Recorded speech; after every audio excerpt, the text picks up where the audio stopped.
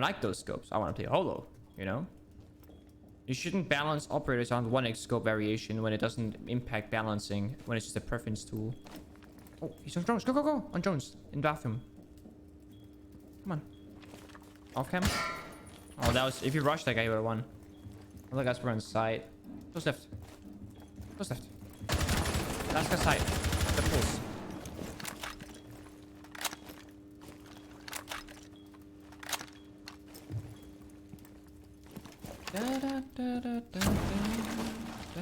That's obvious. Bomb has been located. Didn't check the fuser either. Gotta open the doors here. Oh, you have 2 stuns. You can make it play with. 30 seconds. What you should do first is to grab the diffuser. Now you open the door for pulls. And he runs away to give him the door opening. All friendlies have been eliminated. Really sloppy gameplay there. Really sloppy. Before opening any doors, get diffuser. Open one door, stun it. Figure out what side he's on. Make a decision. Because right now he's just blindly guessing with no information. You gotta get information somehow. Either you dry peek it or you just stun it to get info.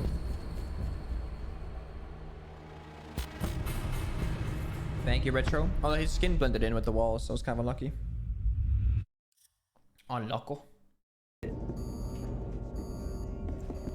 Toki said it's funny to teach Joe how to play properly. Yeah, I imagine that it is. I imagine that it is.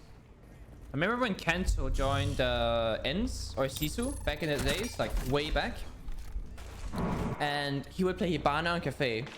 And I kid you not, we scrimmed Ens at least twice every week for a month. And Kento didn't drop a single kill, a single map on any of those scrims. I swear to God.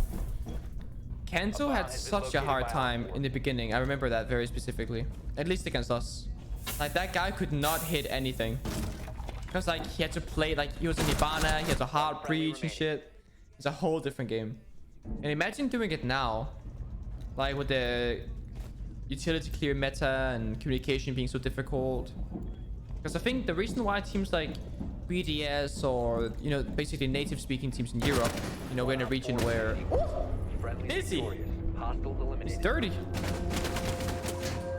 A lot of native teams, or the native teams, they have a massive advantage over foreign teams, I would say.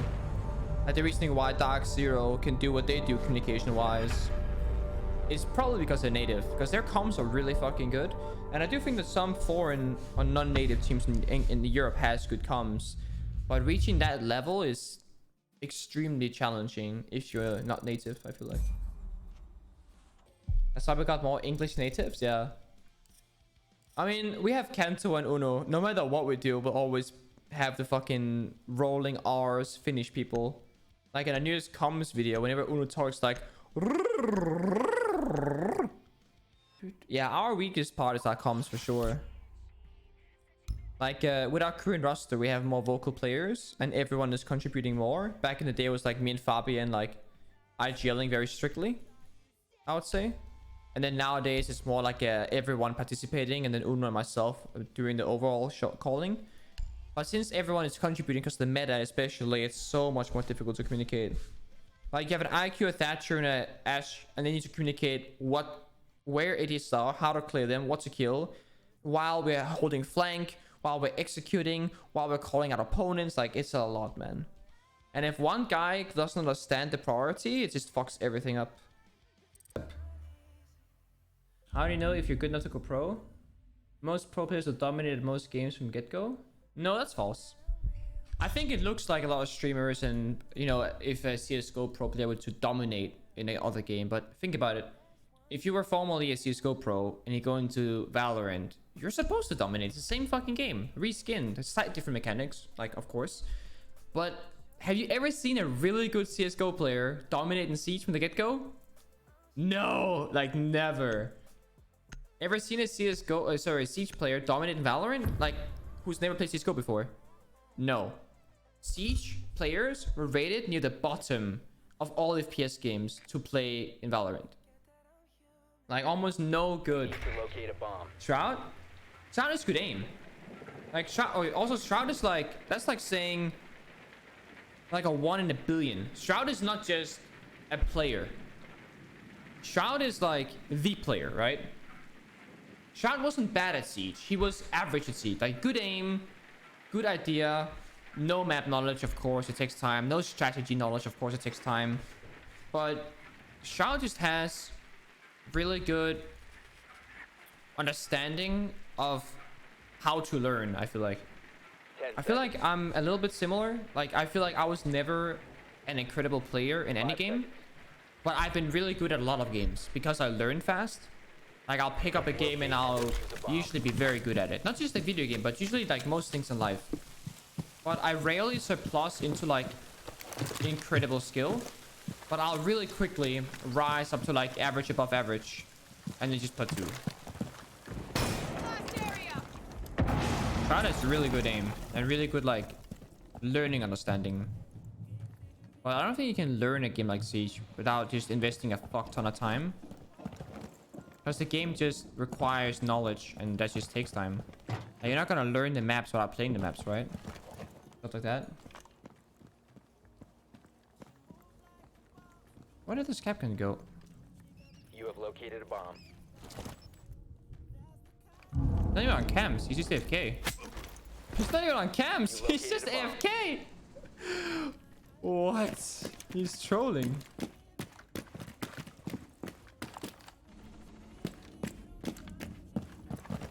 It's like you stopped moving, so I don't hear his footsteps anymore.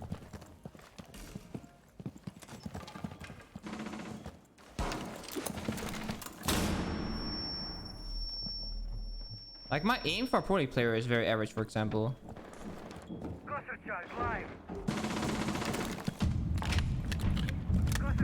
Oh my fucking hell, this fuse charge.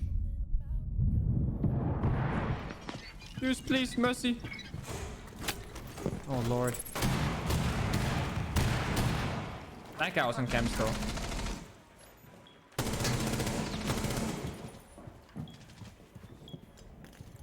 Loading. Loading magazine. Operator standing.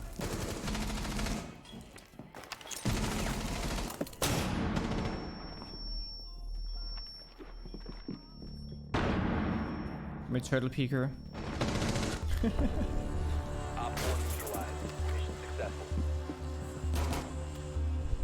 Like, I was never like a fragger or like, I think only for one season I played the fragging role of my pro league team back when I was an Ash main, back in like year 2. But back then I feel like anyone was an Ash main. It just happened like whoever was hitting shots was an Ash main. Like, as we saw last night in FPL, I was actually doing pretty good frag wise. I think I was top or second top frag in every game I played except for one.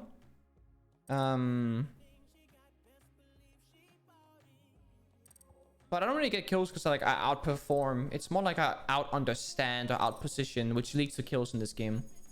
In a game like CSGO, it's like if you don't have good aim, it doesn't matter how fucking smart you are, you're not gonna get fucking kills.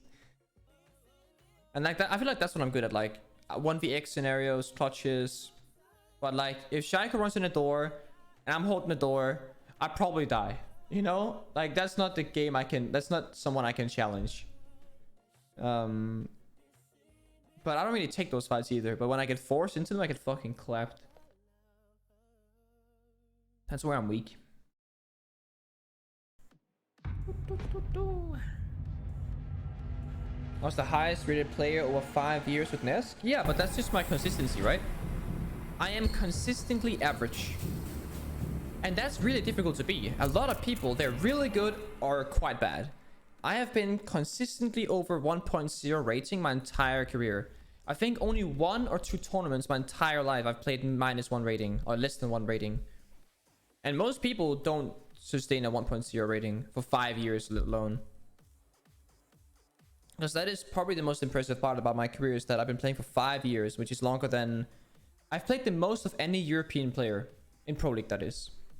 At the same time, I've played the longest, won the most tournament, had the best performance for as long as I could. And that's the impressive part, if anything, because it's not like, oh, I was insane, like I'm getting 20 kills a game, like not at all. Secure the area. It's like I'll just go like +1, +2, you know, and I'll be chilling.